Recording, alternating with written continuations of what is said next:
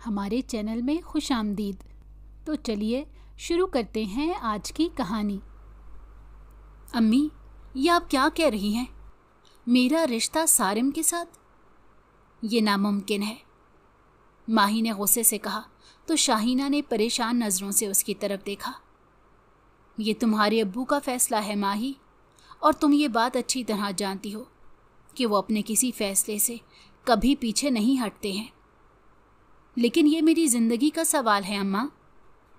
सारिम और मेरे मिजाज में ज़मीन आसमान का फ़र्क है और वो मुझे बिल्कुल पसंद नहीं। आप अब्बू से अभी बात करें और उन्हें साफ मना कर दें। तुम्हारे अब्बू मेरी बात हरगिज़ नहीं मानेंगे। वो तुम्हारे ताया को ज़बान दे चुके हैं, और हमारे ख़ानदान में जब ज़बान दे दी जाती है तो वो पत्थर पर लकीर होती है। तुम जानती तो हो अपने ख़ानदान को। शाहीना बेगम ने मुस्कुराकर कहा तो माही सुलग कर रह गई। अम्मी, आप चाहती हैं कि अब्बू के ख़ानदान का बददिमाग और अड़ियल मिजाज शौहर मुझे मिल जाए और मेरी ज़िंदगी बर्बाद हो जाए? अल्लाह ना करे कैसी बातें कर रही हो। सारिम ऐसा नहीं है। वो बहुत अलग मिजाज का है, आला तालीम याफ्ता है, उसमें तहजीब और रख रखाव है, सबकी इज्जत करता है, और तुम्हारी पुप्पो भी आदत और मिजाज की बहुत अच्छी हैं। मुझे तो इस रिश्ते में कोई बुराई नज़र नहीं आती। अम्मी, तालीम इन जैसे लोगों का कुछ नहीं बिगाड़ती। अब्बू भी तो पढ़े लिखे हैं, लेकिन अपनी ख़ानदानी रिवायात को आज भी गले से लगाए बैठे हैं।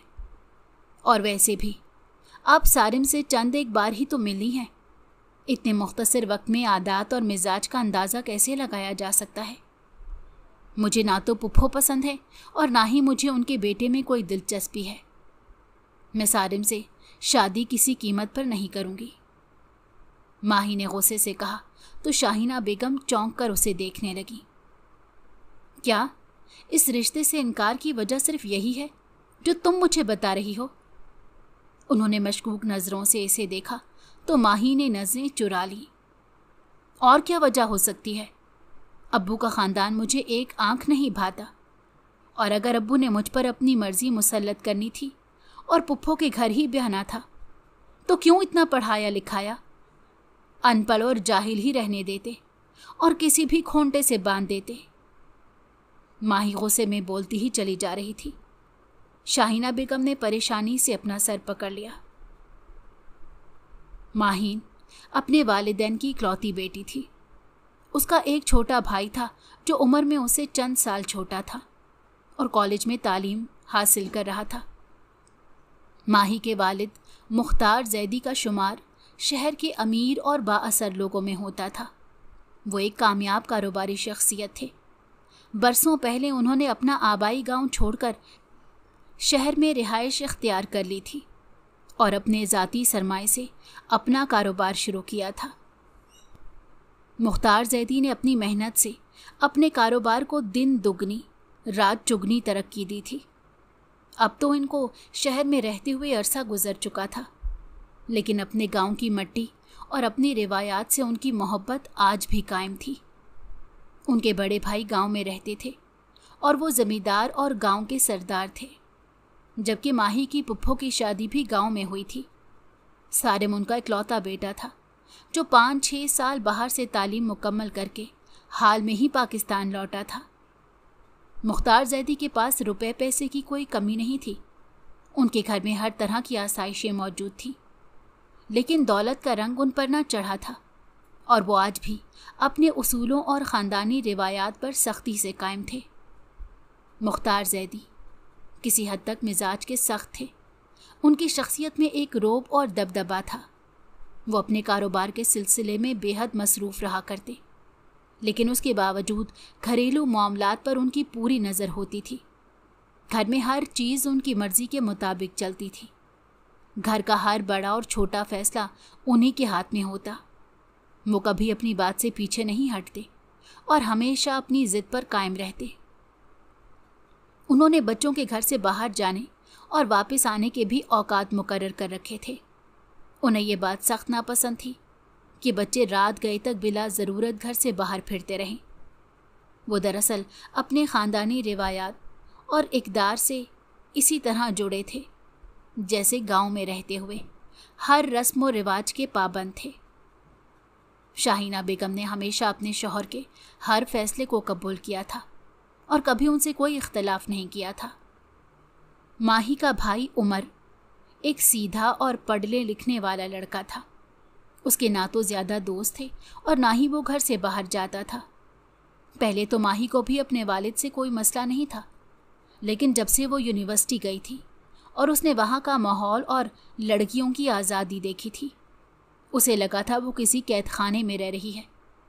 उसकी दोस्तें रात में जितनी देर चाहें पार्टी में घर से बाहर रहती थी, मॉडर्न लिबास पहनती, जबकि माही को उसके वालिद की तरफ से दोस्तों के साथ पार्टी में जाने की इजाज़त मिलती थी, न घूमने फिरने की।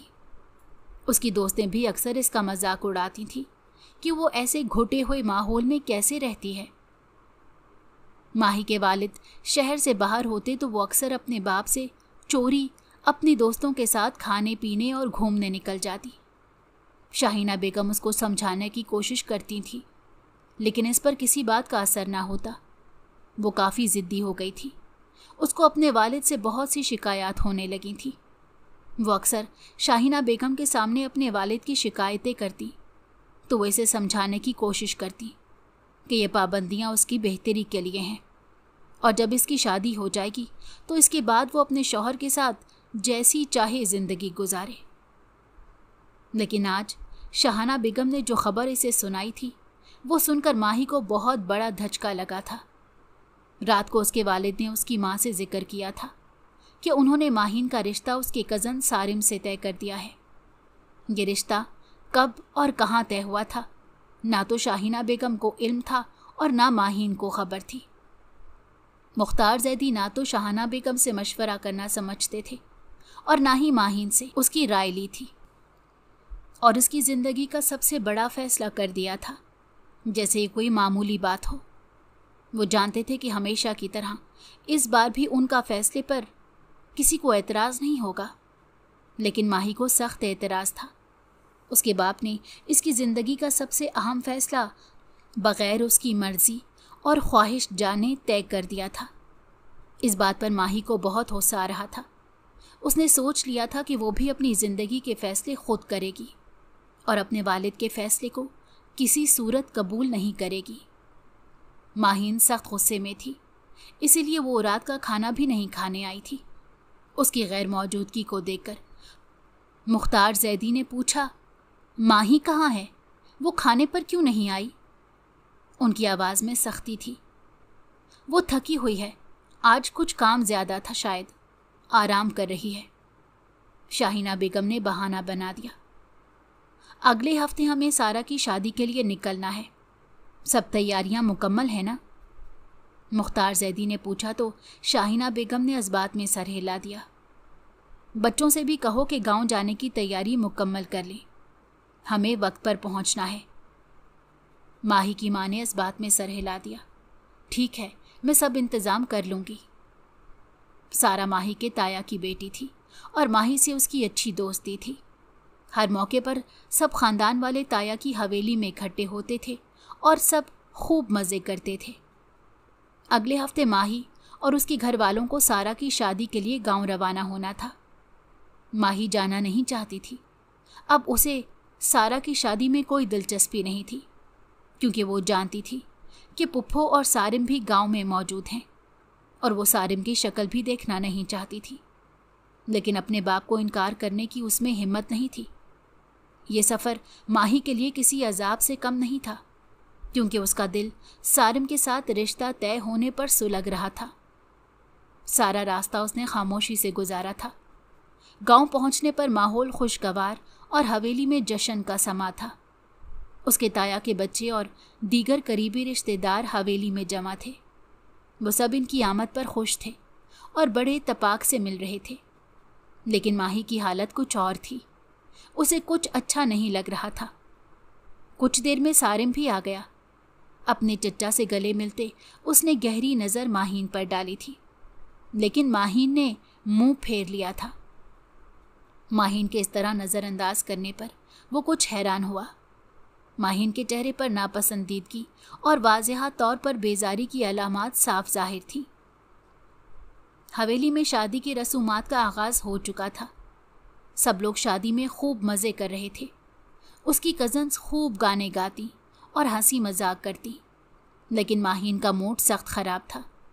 अगर हालात मुख्तलिफ होते तो शायद वो भी सब के साथ आज शादी इंजॉय कर रही होती।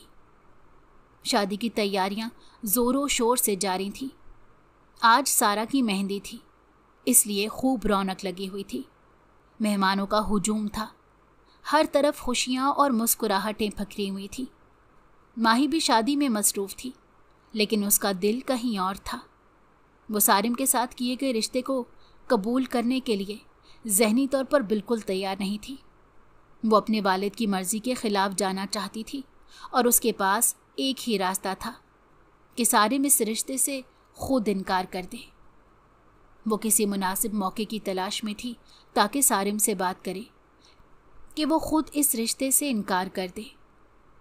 आज शाम को सारा के निकाह की तकरीब रखी गई थी। उसके बाद बारात और रुखसती होना थी। सारा भी तैयार होकर निकाह की तकरीब में पहुंच गई थी।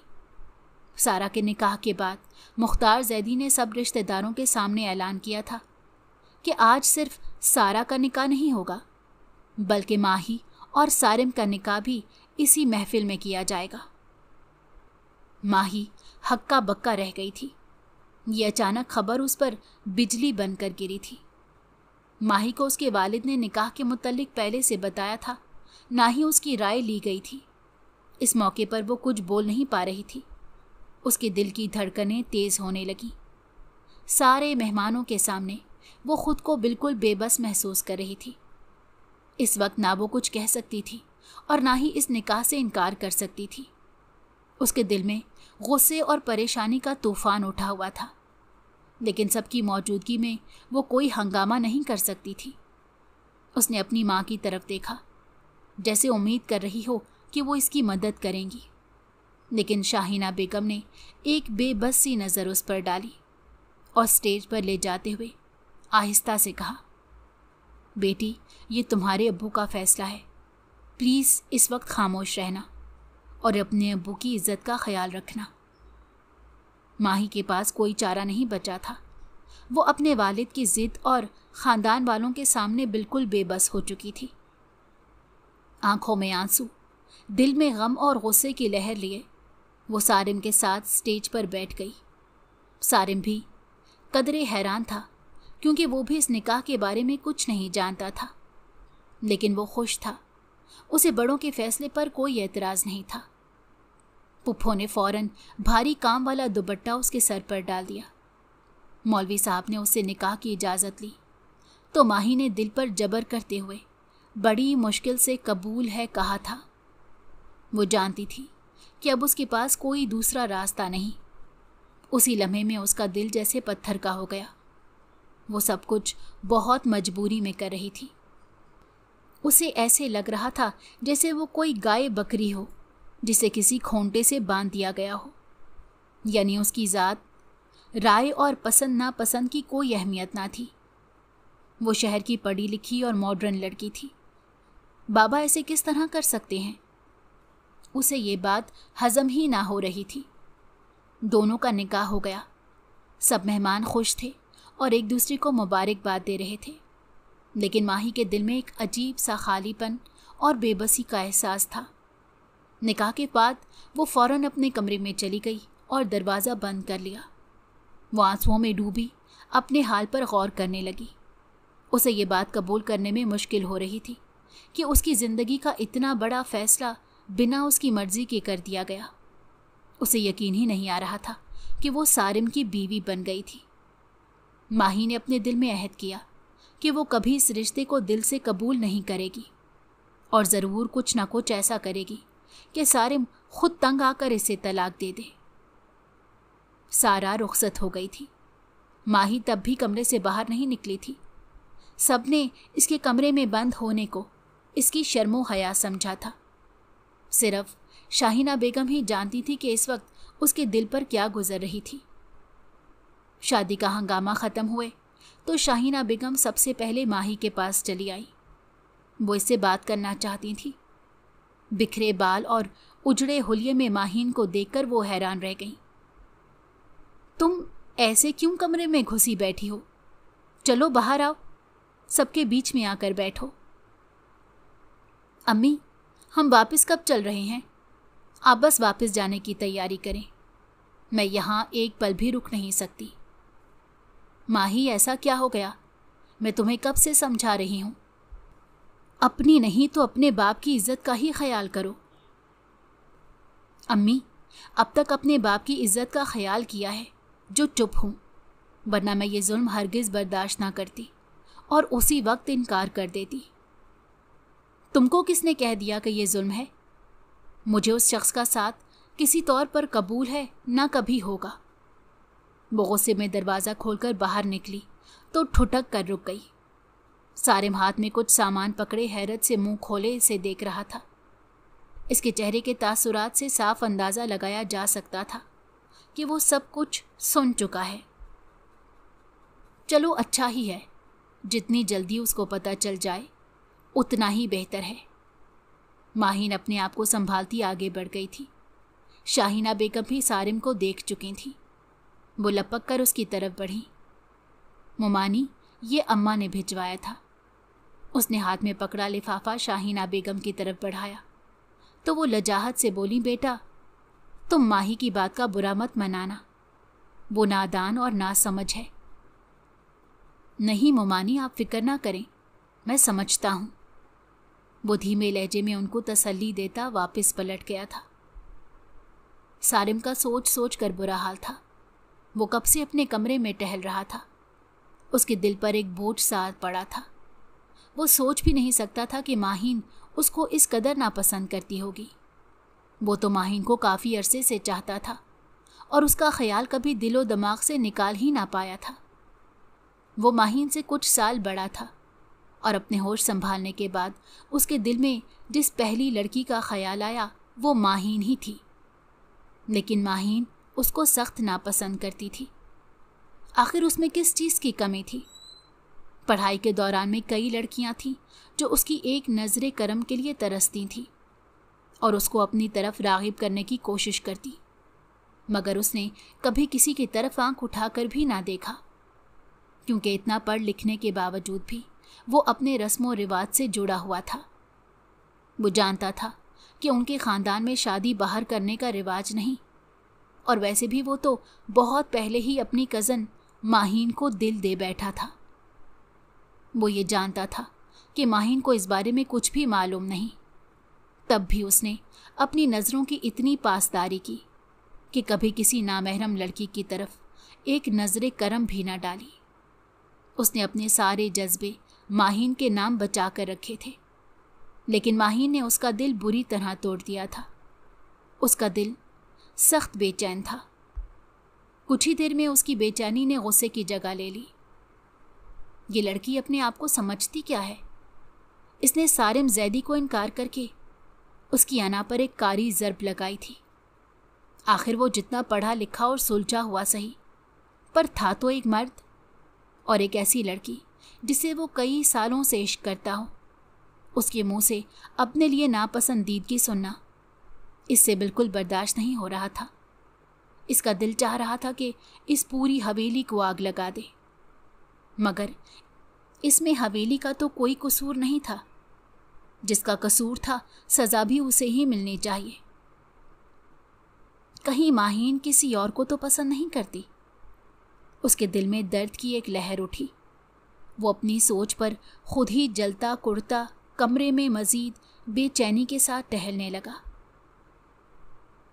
ये क्या कह रही हो तुम? तुम्हारा निकाह, वो भी गांव में? फायजा दिल खोल कर हंसी तो इसका दिल जल कर रह गया। हाँ यार, तभी तो मैं इतनी परेशान हूँ।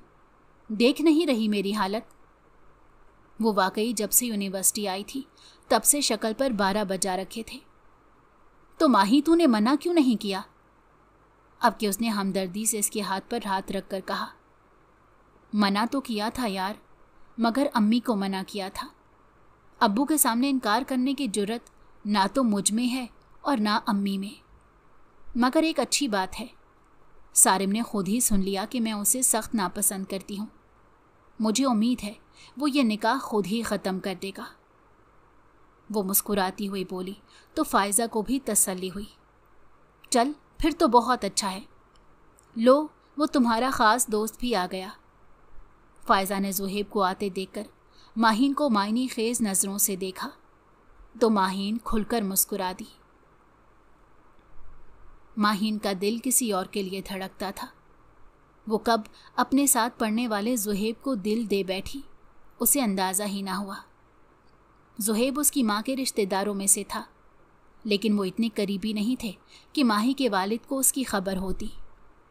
ज़ुहैब और माही की मुलाकात यूनिवर्सिटी की लाइब्रेरी में हुई थी, जहाँ दोनों का ध्यान पढ़ाई पर था।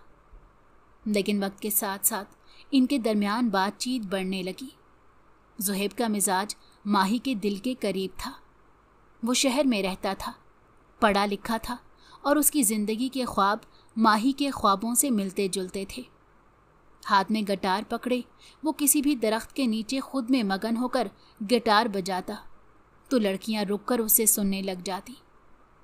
ज़ुहैब खुद में इस कदर मगन होता कि उसकी तान तब टूटती जब लड़कियां खुशी से उसकी हौसला अफजाई के लिए तालियां पीटती। वो आधी यूनिवर्सिटी की लड़कियों का क्रश था।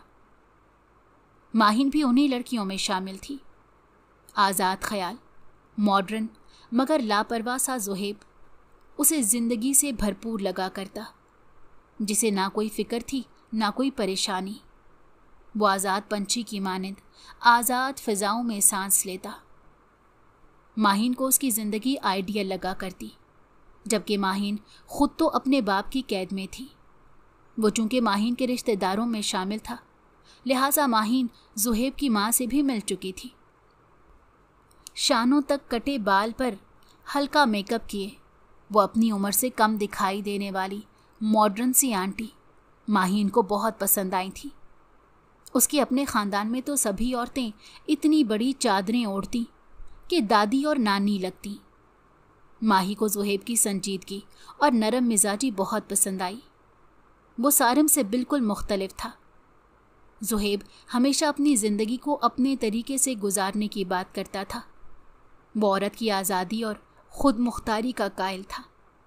माही ने कभी उसे साफ साफ नहीं बताया था कि वो इसे पसंद करती है, लेकिन ज़ुहैब के साथ वक्त गुजार कर जो सुकून उसे मिलता था वो किसी और के साथ मुमकिन नहीं था। यही वजह थी कि जब उसके वालिद ने सारिम के साथ इसका निकाह किया था, तब से माही का दिल टूट रहा था। वो सोच में डूबी थी कि क्या उसे अपनी पसंद की ज़िंदगी गुजारने का मौका मिलेगा या उसे खामोशी से वालिद के फैसले को मानना पड़ेगा। सिकंदर भाई की तबीयत ठीक नहीं, उन्हें दिल का दौरा पड़ा है। माहीन के वालिद ने घर आते ही बुरी खबर सुनाई। ये क्या कह रहे हैं आप? अब कैसी तबीयत है उनकी? अभी अस्पताल में है। तुम लोग तैयारी कर लो, हमें अभी गांव के लिए निकलना है। शाहीना बेगम शौहर का हुक्म सुनकर फौरन ही उठ खड़ी हुई, जबकि माहीन चौंक गई। फिर से गांव जाने का उसका बिल्कुल दिल नहीं था। पहले वो बड़ी खुशी से गांव जाती थी, वहाँ की हरियाली और सुकून इसे बहुत मज़ा देता, मगर अब तो इसे ना गांव पसंद था और ना ही गांव के लोग। बाबा, मेरे इम्तिहान चल रहे हैं, मैं नहीं जा पाऊंगी आपके साथ। ठीक है, तुम बाद में हो आना, मैं भी कल तक वापस आ जाऊंगा। तुम बाद में जाकर अपनी माँ और बहन को ले आना। मुख्तार साहब अपना फैसला सुनाकर उठ खड़े हुए। वो जैसे पल भर में बदमज़ा हुई थी। ये क्या बात हुई? मुझे जैसे कोई और काम नहीं कि मैं गांव जाकर बैठ जाऊं, वो भी उमर की तरह। इस झमेले से निकलने का कोई बहाना ढूंढने लगी, मगर इसके इम्तहानात तो अभी बहुत दूर थे। पुप्पो ने इसे देखते ही गले से लगा लिया। पुप्पो पहले भी इसे बेहद चाहती थी, मगर अब तो उनकी मोहब्बत मज़ीद बढ़ गई थी। आखिर वो इनकी इकलौती बहू थी। अब कैसी तबीयत है आपकी पुप्पा जान? इसने भी रस्मी तौर पर पूछ लिया तो वो फ़ौरन ही खुश हो गए थे। मेरी बेटी आ गई है ना, अब देखना कैसे भला चंगा हो जाऊंगा। पुप्पा जान मोहब्बत से भरपूर लहजे में बोले तो वो ज़बरदस्ती मुस्कुरा दी। नादानिस्ता तौर पर उसकी निगाह कोने में कुर्सी पर बैठे सारिम पर पड़ गई। वो टांग पर टांग रखे गुस्से से भरी आंखें लिए इसे ही घूर रहा था। वो इसके गुस्से की वजह अच्छी तरह जानती थी। ये चिंगारी उसी की लगाई हुई थी, बस उस चिंगारी में मज़ीद आग लगाना बाकी थी।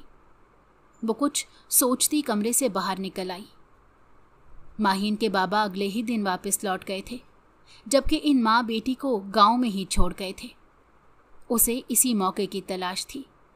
उसने सोच लिया था कि सारिम के गुस्से को कैसे हवा देनी थी। जो कुछ करना था उसे इसी एक हफ्ते में करना था।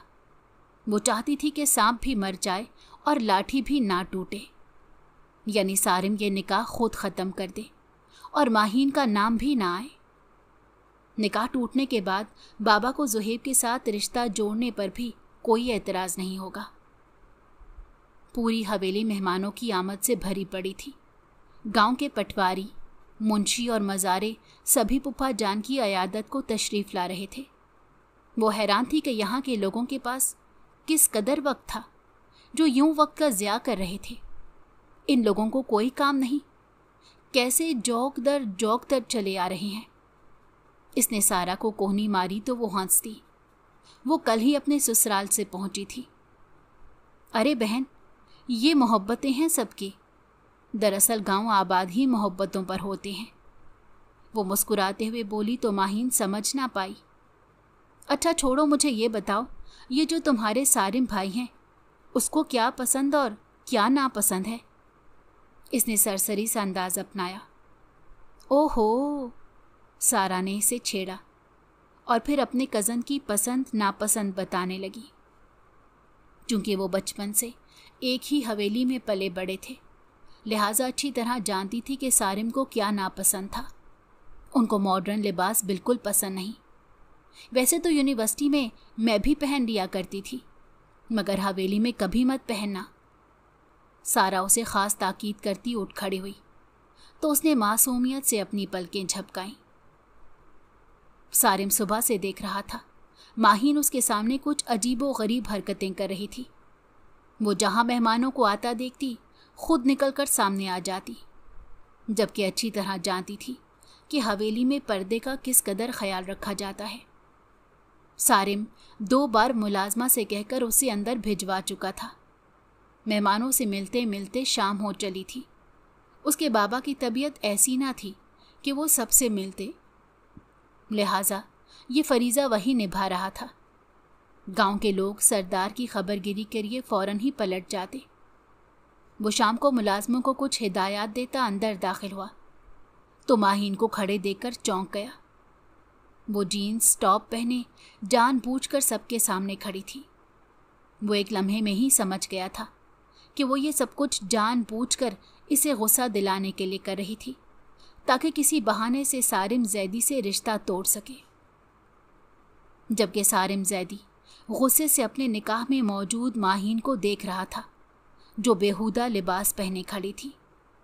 वो सुबह से इसकी हरकतें देख रहा था। इतना बच्चा तो नहीं था कि उसके दिल की ख्वाहिश ना समझ सके, मगर वो भी इतनी आसानी से बेवकूफ़ ना बनेगा। वो माहीन की गेम समझ गया था। आखिर बाहर की यूनिवर्सिटी का टॉपर था, बला का ज़हीन।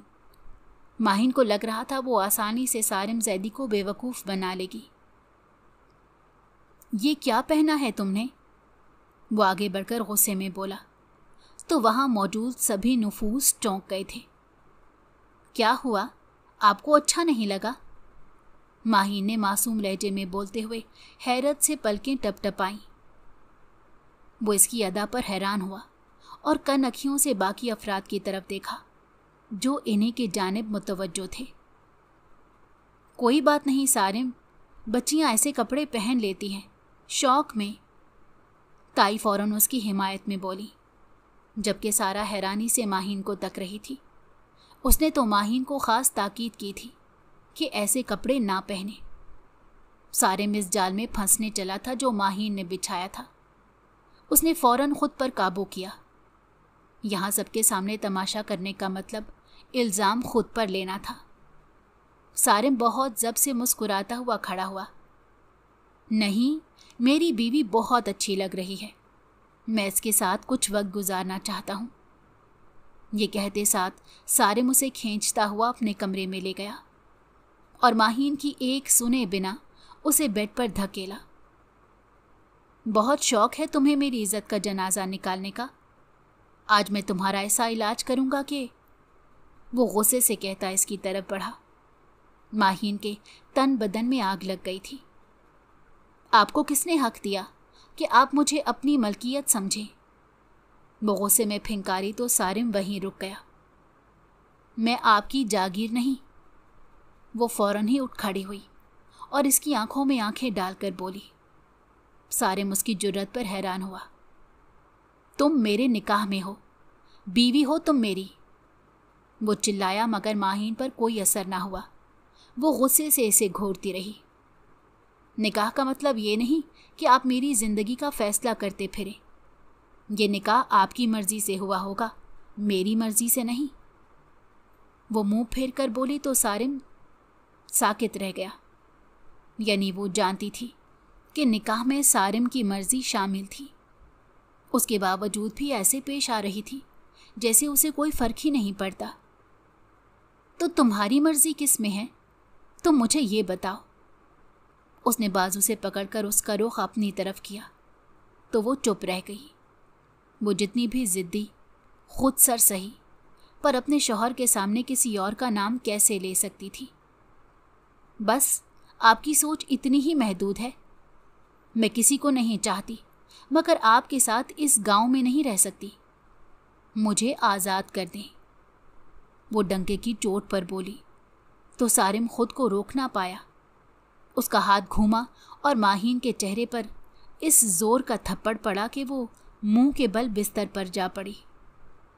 सारिम को अगले ही लम्हे एहसास हुआ कि वो क्या कर चुका है। सुनो लड़की, शरीफ घरानों की लड़कियां यूं सरेआम अपने शौहरों से तलाक का मुतालबा नहीं करती। अब के वो कुछ शर्मिंदा से लहजे में बोला था। तुम्हें मेरा साथ कबूल नहीं तो मैं कौन होता हूं जबरदस्ती करने वाला।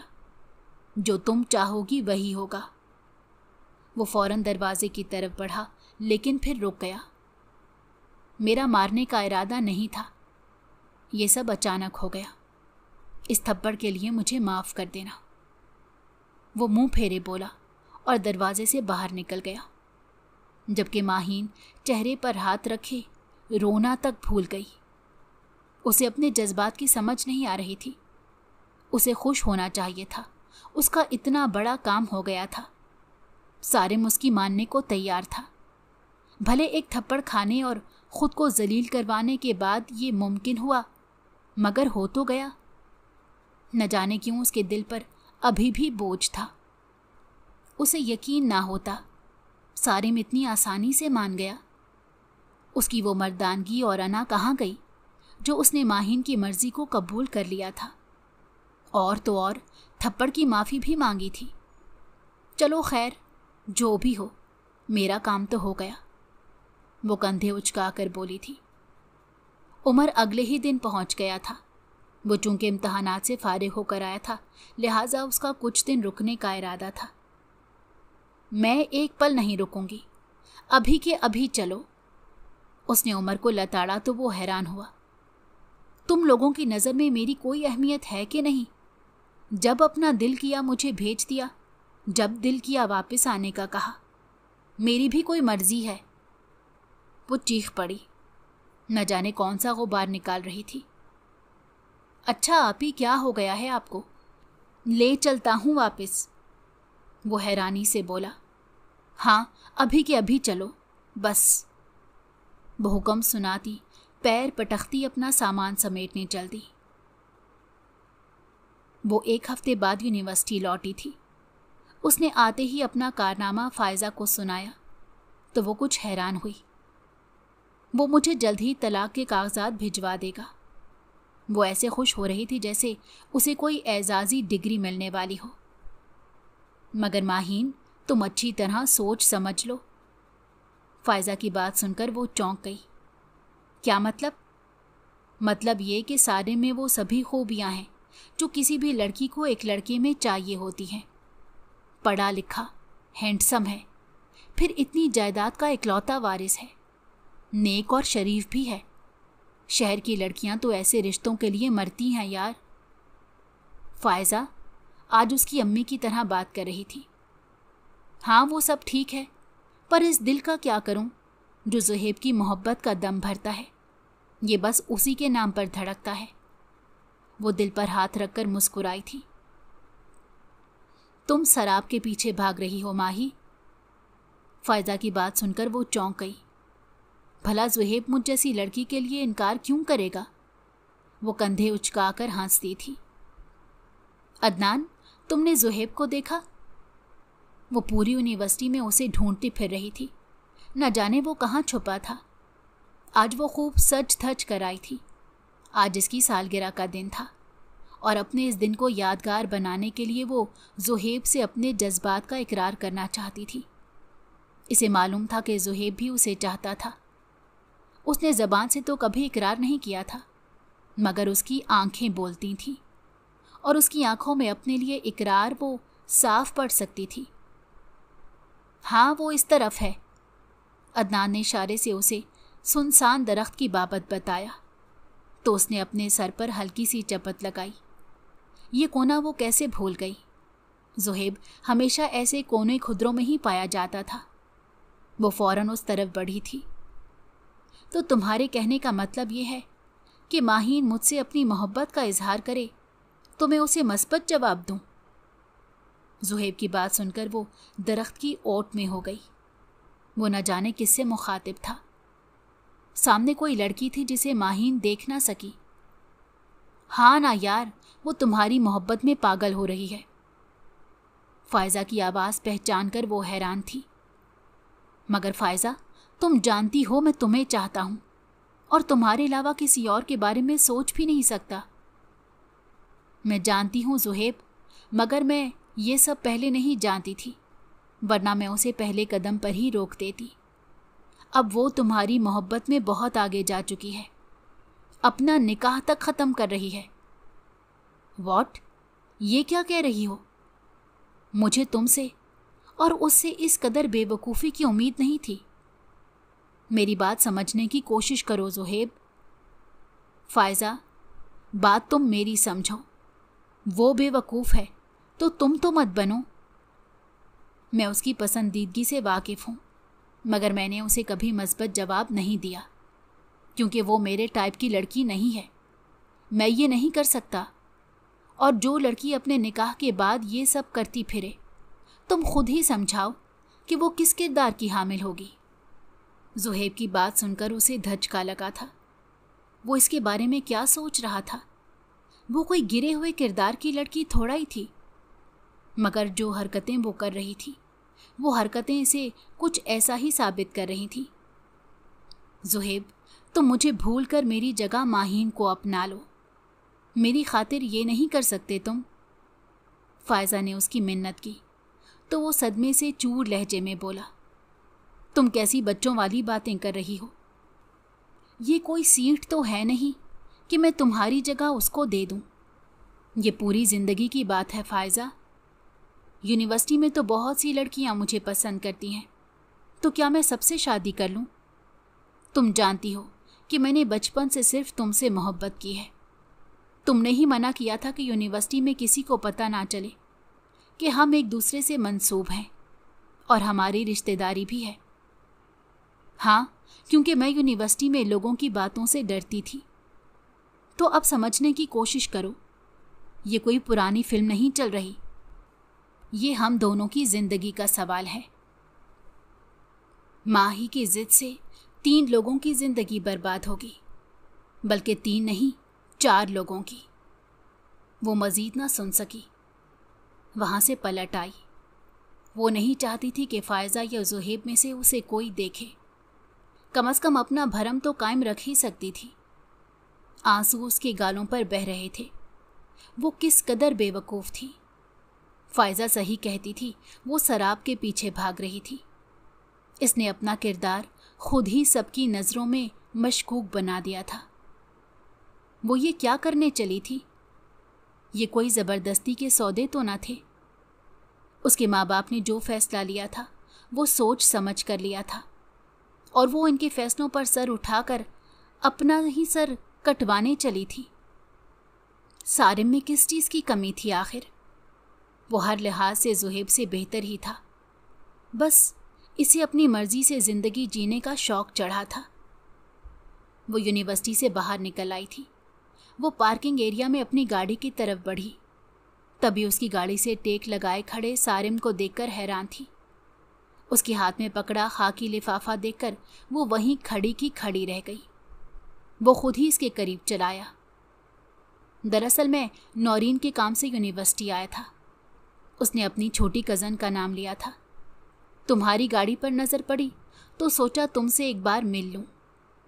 वो इस बात में सर हिलाने के सिवा कुछ ना कर सकी। वो इसीलिए कैंटीन पर चली आई थी। ये कैंटीन आज इतनी खाली क्यों है? उसने शायद खामोशी तोड़ने को पूछा था। पता नहीं, वो मुख्तसर सा जवाब देकर खामोश हो गई। तुमने शायद उस दिन के थप्पड़ के लिए मुझे माफ़ नहीं किया। मैं दोबारा माफ़ी मांगता हूँ। उसने हाथ जोड़े तो वो फ़ौरन बोल उठी, नहीं, माफ़ कर दिया, इसकी ज़रूरत नहीं। वो हल्का फुल्का हुआ। शुक्र है, मैं हद से ज़्यादा शर्मिंदा हूँ। मुझे तुम्हारे साथ वैसा सलूक नहीं करना चाहिए था। वो शर्मिंदगी से बोला तो वो नज़रें चुरा गई। वो खुद दरअसल इसी सलूक की हकदार थी। सारिम को इस नहज पर वो खुद लेकर आई थी। सारिम ने तो अपनी गलती की फ़ौरन माफ़ी मांग ली थी, मगर इसे समझ ना आ रहा था कि वो कैसे अपनी गलती सुधारे। सच तो ये था कि वो ज़ुहैब से मोहब्बत करती ही ना थी, वरना इतनी आसानी से सारिम की जानिब ना पलटती। वो महज इसका क्रश था, एक धोखा था जो वो खुद को भी दे रही थी। अम्मी ठीक कहती थी, निकाह के बोलों में बड़ी ताकत होती है। उसका दिल तो सारिम की तरफ माइल था। ज़ुहैब ने इसका दिल तोड़ा तो उसे एहसास हुआ कि उसे ज़ुहैब से बिछड़ने का कोई दुख नहीं हो रहा था। उसे तो अफसोस सिर्फ इस बात पर था कि इसने बिला वजह अपना वक्त बर्बाद किया और सारिम का दिल भी अपनी तरफ से मैला किया। जबकि सारिम ने उस दिन जब ये कहा था कि वो जो चाहेगी वही होगा, तब से इसका दिल बोझल सा था। वो बार बार बेचैन सी नज़रें सारिम के सामने मेज़ पर रखे उस खाकी लिफाफे पर डालती। इसमें क्या है? उसे रहा ना गया तो बिलाखिर उसने धड़कते दिल से पूछ लिया। इसमें नौरीन के कागजात हैं। उसका दाखिला करवाया था तो कुछ कागजात देना रह गए थे। वो बोला तो माहीन ने सुकून का सांस लिया। मैं दरअसल बाबा के निकाह के इस अचानक फैसले से घबरा गई थी। अब गलती सुधारने की बारी इसकी थी, लिहाजा वो सोच समझ कर बोली। उसका इरादा था कि इस बार कोई बेवकूफ़ी ना करेगी। सारिम भी हमतनगोश था। वो चाहता था वो बोले, वो इसे सुनना चाहता था। इसे अंदाज़ा हो गया था कि माहीन कुछ कहना चाहती है मगर कह नहीं पा रही थी। वो इसे बोलने का पूरा मौका दे रहा था, बस इसी घबराहट में उल्टी सीधी हरकतें कर दी। वैसा बिल्कुल नहीं है जैसा मैंने कहा था। अच्छा, फिर कैसा है? वो थोड़ी हाथ पर रखे अनजान बना तो इसकी बोलती बंद हो गई। नापसंदीदगी का इजहार तो इस कदर खुलकर कर दिया था, मगर पसंदीदगी का इजहार कर दे इस कदर शर्मो झिझक महसूस हो रही थी। मुझे लगता है अम्मी अब्बू ने जो फैसला किया वो बिल्कुल ठीक है। इसने बड़े मुनासिब अल्फाज में उस निकाह के हक़ में अपनी मंजूरी दी तो सारिम ने गहरी सांस भरी। अच्छा, और मैं जो बचपन से किसी को चाहता हूँ उसका क्या होगा? अब के वो मायूस लहजे में बोला तो माहीन चौंक गई। क्या सच में? उसने आंखें फाड़कर सारिम को देखा। हाँ, मगर उसके बचपन से, अपने बचपन से नहीं। वो संजीदगी से बोला तो माहीन कुछ उलझ गई। हमेशा से सिर्फ एक ही लड़की को चाहा है और कभी किसी और की तरफ नज़र उठाकर भी नहीं देखा। वो उससे अपनी दिल लगी का इजहार कर रहा था, जबकि माहीन का दिल जल रहा था। तो इसका मतलब ये भी? मैं एवं ही जज्बाती हो रही थी कि इसके साथ गलत कर दिया। वो दिल ही दिल में पेचोताप खाने लगी। तो निकाह भी उसी से करना था ना, और रुखसती भी। वो जलकर बोली तो वो मुस्कुरा दिया। हाँ तो उसी से करूँगा ना रुखसती। इसने अपनी बात पर जोर दिया। तो फिर कब भेजूं अम्मी बाबा को रुखसती के लिए? वो मेज से अपनी चीज़ें समेटने लगी तो वो फौरन बोला, उस बेवकूफ़ का क्या भरोसा, फिर कुछ गलत समझकर तलाक का मुतालबा कर बैठे। क्या मतलब? अब की बार माहीन ने उसकी आंखों में झांका। मैं तुम्हें बहुत चाहता हूँ माहीन, हमेशा से, मुझे खुद भी नहीं मालूम कब से। वो जज्बात से मखमूर लहजे में बोला तो माहीन हैरान रह गई। उसने हाथ आगे बढ़ाकर माहीन का हाथ पकड़ा तो माहीन का दिल उछलकर हलक से बाहर निकलने को बेकरार हो गया। सारिम ने दूसरे हाथ से जेब में हाथ डालकर एक खूबसूरत नगीनों वाला बारीक सा कंगन बरामद किया और इसकी नाजुक कलाई में डाल दिया। बहुत प्यारा है। वो कंगन पर हाथ फेरती मुस्कुराई। कौन प्यारा है, मैं या कंगन? वो शरारत से बोला तो माहीन खिलखिला कर हंस दी, जबकि वो भी उसकी हंसी में शामिल हो गया।